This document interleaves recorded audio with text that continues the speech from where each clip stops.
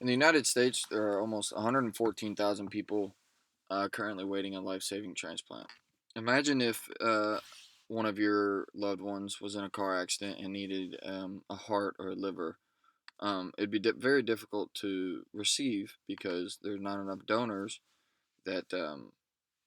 not enough donors for the transplant list to quickly get a transplant. Um, on average, 21 people die every day from the lack of available organs. About 45% of Americans adults are registered organ donors. Um, and one deceased organ donor can actually save up to 8 lives and more than 100 lives through tissue donation.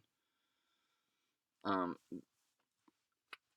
what really we need is a bigger donation pool or bank or whatever you want to call it so that when people need transplants, they don't have to wait on a list for years and years and they're just dying on a list to for an organ that could save their lives. In 2012, according to TheAtlantic.com, more than 80% of people in Alaska were registered organ donors, but only 12% in New York were registered organ donors, which is a big discrepancy because New York is massive and Alaska, I don't think, has that as many people as them. Um, most research most researchers don't really understand why people don't donate their organs. There's a couple theories. Um, one theory is most people don't really like to talk about death, so they ignore the subject. Whenever it comes up. Um, Another is mistrust in people in the medical field. And TV is a big contributor to that misinformation about organ donations, especially with the dramatization of people on TV and of medical TV shows and stuff like that. A lack of understanding is another one, especially in cases where loved ones have been presented brain dead or pronounced brain dead.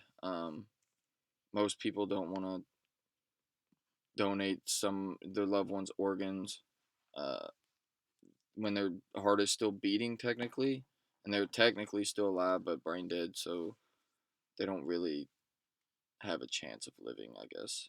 Um,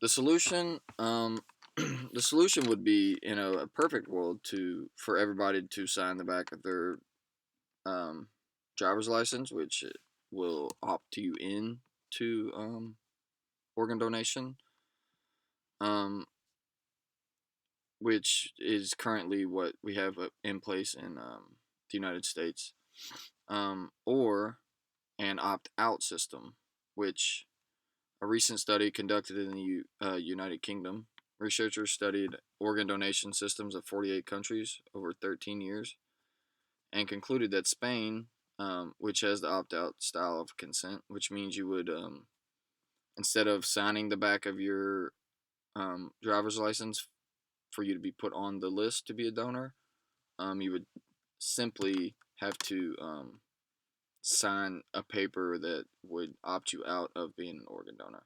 So you would intentionally be not saving lives, pretty much, is what it comes down to. Um, they going back to my thing. Spain has the highest rate of organ donation in all 48 countries that were studied in that study. Um, in conclusion, there are over 114,000 people that currently need a transplant.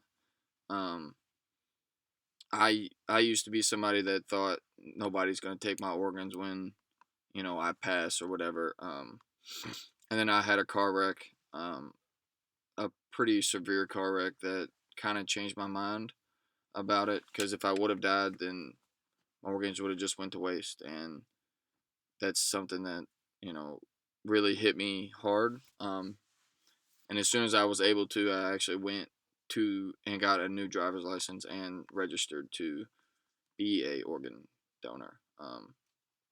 My brothers are the same way. They think it's stupid, but it, when you die what are you gonna do with them? What do you use them for?